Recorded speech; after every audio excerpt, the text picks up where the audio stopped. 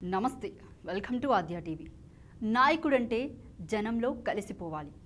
కార్యకర్తలకి అండగా ఉండాలి తన దిగువన పనిచేసే యంత్రాంగం కోసం యావత్తును తనదిగా భావించి కష్టం వస్తే ఆదుకోవాలి తగిన గౌరవం ఇవ్వగలగాలి అప్పుడే నూతన ఉత్సాహంతో ఆ పార్టీ క్యాడర్ ముందుకు సాగుతుంది అన్నిటికీ మించి నిజమైన నాయకుడు కార్యకర్తల్లో నేతల్లో ఎలాంటి పరిస్థితులైనా ఎదుర్కోగలిగేందుకు సిద్ధపరచాలి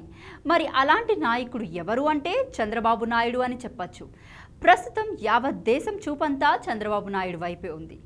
దాదాపు 5 ఏళ్ల పాటు ప్రజలు టీడీపీ కార్యకర్తలు వైఎస్ జగన్ పాలనలో విసిగిపోయారు అధికారం రాజకీయ పార్టీల అంతిమ లక్ష్యం ప్రజాసేవకు అవకాశం కల్పించాలంటూ ఎన్నికల ముందు ఓటర్ల చుట్టూ తిరుగుతూ వారిని ప్రసన్నం చేసుకుంటారు అధికారం వచ్చాక ప్రజలను పట్టించుకునేందుకు నాయకులు కొందరైతే అధికారంతో అహం పెంచుకొని అరాచకాలకు పాల్పడే నాయకులు మరికొందరు ప్రజల ఓట్లతో గెలిచి ప్రజాభిప్రాయానికి అనుగుణంగా వ్యవహరించడం నాయకుడి లక్షణం కానీ ఆంధ్రప్రదేశ్లో గత 5 ఏళ్ల పాలన చూస్తే మాత్రం ప్రజల ఆశలను ఆశయాలను వైసీపీ అధినేత జగన్ వమ్ము చేసినట్లు తెలుస్తుంది అభివృద్ధిలో ఆంధ్రప్రదేశ్ను వెనక్కి నెట్టేశారు కనీసం రాజధాని ఎక్కడుందో చెప్పుకోలేని స్థితికి రాష్ట్రాన్ని తీసుకెళ్లిన ఘనత వైఎస్ జగన్కు దక్కుతుంది అనేది ప్రజల నోట వినిపించే మాట జగన్ పాలనలో ప్రతి రంగం కూనరిల్లిపోయిందనేది మెజారిటీ ప్రజల అభిప్రాయంగా వినిపిస్తుంది ప్రస్తుత తెలుగుదేశం ప్రభుత్వానికి వైసీపీ ప్రభుత్వానికి అభివృద్ధి విషయంలో స్పష్టమైన తేడా కనిపిస్తుంది అయితే ప్రజలలో చైతన్యం కల్పించడానికి టీడీపీ ప్రభుత్వం చాలా కష్టపడింది అని చెప్పొచ్చు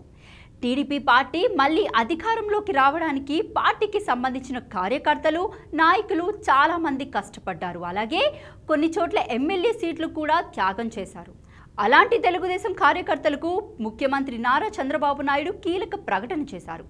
ఎన్నికల్లో విజయం కోసం పనిచేసిన వారికి త్వరలోనే మంచి జరుగుతుందని ప్రకటించారు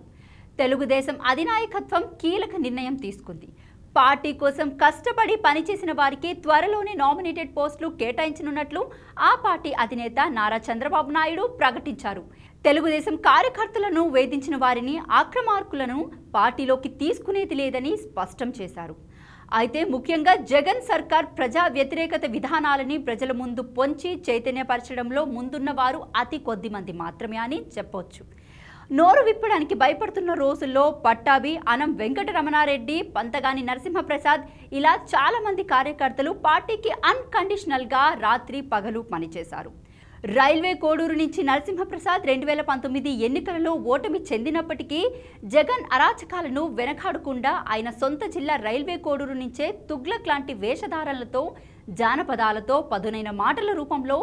ఎప్పటికప్పుడు జగన్పై దాడి చేస్తూ ప్రజలని కార్యకర్తలను ఉత్సాహపరిచిన విషయం తెలిసిందే తెలుగుదేశం రాష్ట్ర సాంస్కృతిక విభాగుడిగా పార్టీ కష్టకాలంలో ఉన్నప్పటికీ తనదైన శైలిలో బాధ్యతలను నిర్వహించిన రాష్ట్ర స్థాయి గుర్తింపు పొందిన విషయం తెలిసిందే పంతగాని నరసింహప్రసాద్ చిత్తూరు మాజీ ఎంపీ శివప్రసాద్ అల్లుడు ఆయన కూడా తన మామ శివప్రసాద్ పాటలో నడుస్తున్నారు శివప్రసాద్ రాజకీయ రంగంలో మాత్రమే కాదు సినిమాల్లోనూ రాణించి మంచి పేరు తెచ్చుకున్నారు అంతేకాదు ఆయన ఎన్నో సినిమాల్లో నటించారు ఆంధ్రప్రదేశ్ విభజన ప్రత్యేక హోదా ఉద్యమాలలో శివప్రసాద్ తన వేషాలతో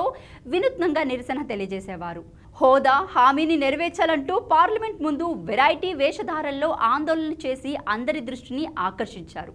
ఇప్పుడు అల్లుడు నరసింహప్రసాద్ కూడా మామబాటలో నడుస్తున్నారు అయితే నరసింహప్రసాద్కి త్వరలో నామినేటెడ్ పదవి ఇవ్వబోతున్నట్లు పార్టీలో చర్చ నడుస్తుంది టీడీపీ రాష్ట్ర అధికార ప్రతినిధి ఆనం వెంకటరమణారెడ్డి పార్టీ కష్టకాలంలో ఉన్నప్పుడు తన గొంతు బాగా వినిపించారు తనదైన శైలిలో వైఎస్ జగన్ ప్రభుత్వాన్ని ఎప్పటికప్పుడు ఏకిపారేసేవారు వైసీపీ నేతలు ఆనం వెంకటరమణారెడ్డి మీద దాడులు చేసినప్పటికీ వెనుతిరగకుండా తన వాయిస్ బలంగా వినిపించేవారు టీడీపీ అధికార ప్రతినిధి పట్టాభి కూడా వైసీపీ నేతల మీద ఎప్పటికప్పుడు విరుచుకుపడేవారు పార్టీ కష్టకాలంలో ఉన్నప్పుడు సోషల్ మీడియాలో ప్రజల్ని చైతన్యపరచడంలో వీళ్ళు బాగా పార్టీకి పనిచేశారని చెప్పొచ్చు త్వరలో పట్టాభి ఆనం వెంకటరమణారెడ్డి నరసింహప్రసాద్కి నామినేటెడ్ పదవులు ఇవ్వబోతున్నారని పార్టీలో వినిపిస్తున్నమాట